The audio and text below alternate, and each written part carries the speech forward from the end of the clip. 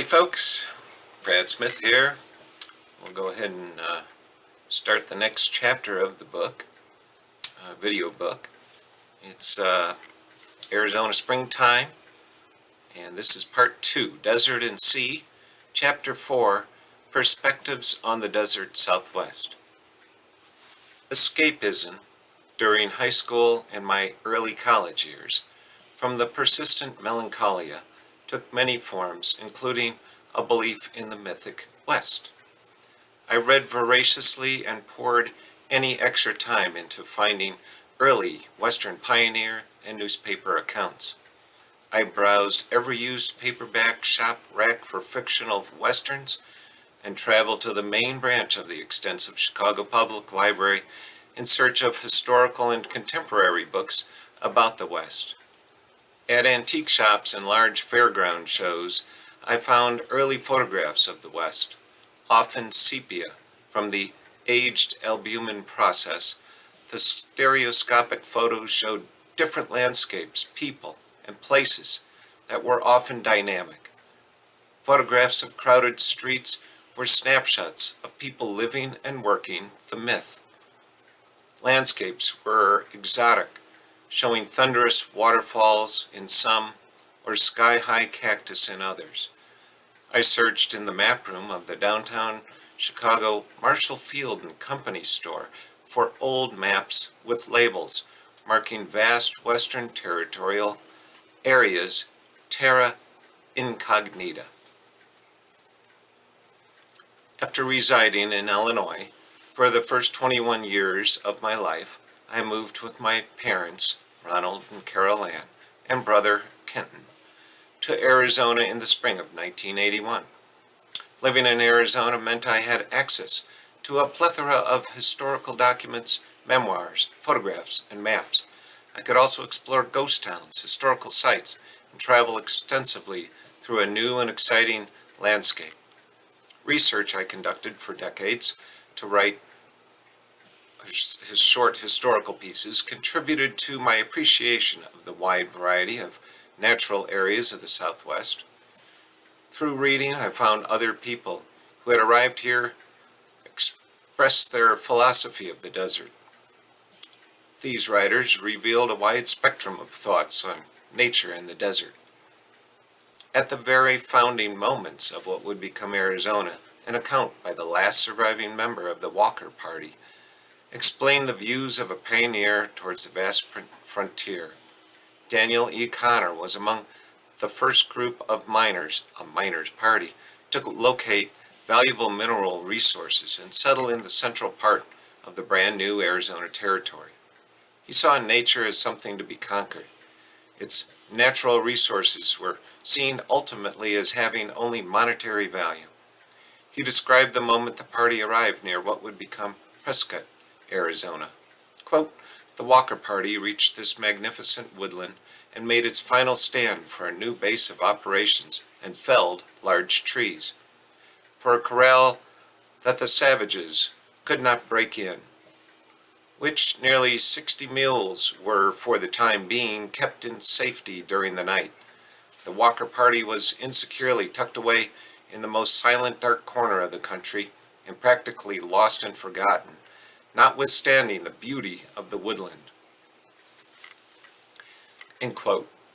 Connor seemed to appreciate the natural beauty, but it was as an afterthought to the monetary goal. The group found enough gold to grow roots to the land.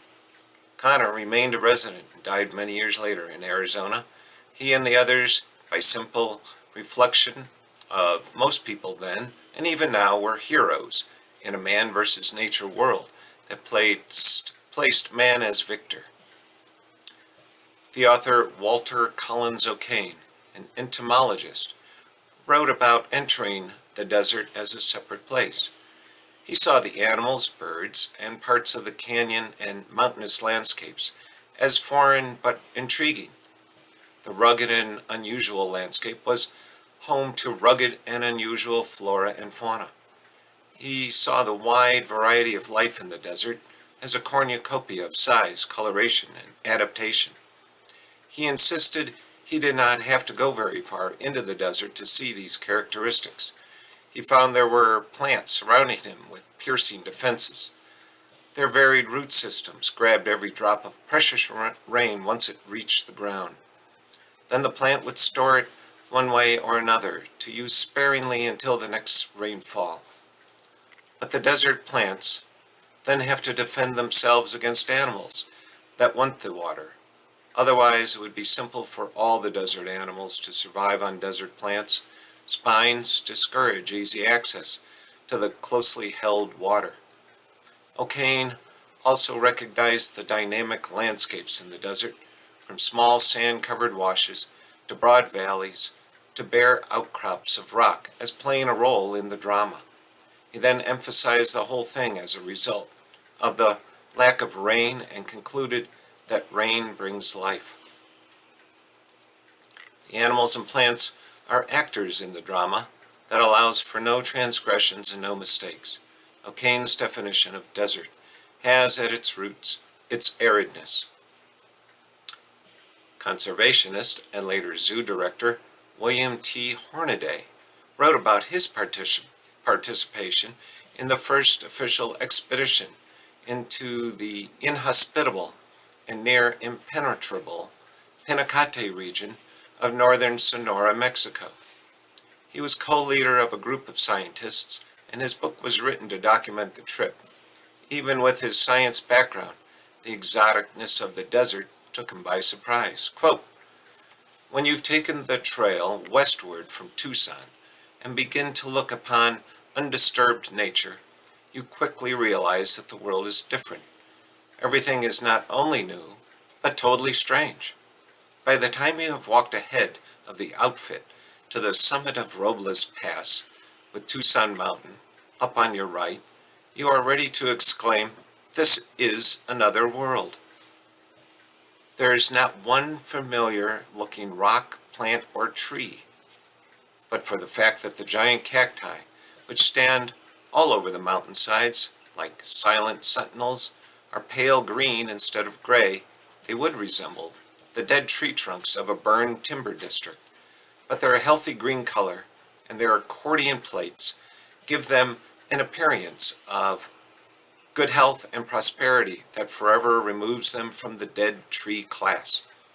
Here at Tucson, the giant cactus, or saguaro, develops few branches.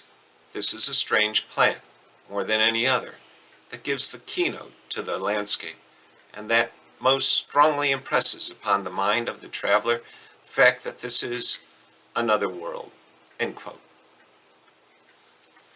Not too many years after the previous author's expeditions, Karl Lumholtz, a Norwegian explorer and ethnographer, went to the southern region of Arizona, inhabited by the Tohono O'odham. For centuries, no other people lived so well adapted to the desert. He remained with the Tohono O'odham for an entire year. Here's his sudden recognition. He had arrived in a foreign natural landscape. He recalled a strange encounter while he traveled in northern Sonora. Quote, "One day, shortly after noon, as our wagon traveled leisurely along, we had a curious experience with a coyote, which made its appearance in the road 100 feet behind us. The driver was ordered to stop the wagon, and my companions were asked to be muy silenciosos in order to give me opportunity with my ever-ready Kodak. The coyote approached us calmly, moving around among the bushes and sizing us up. He walked across the road and, much to my astonishment, turned toward us. 'Perhaps he has rabies. Better kill him,' said Alberto in a low voice.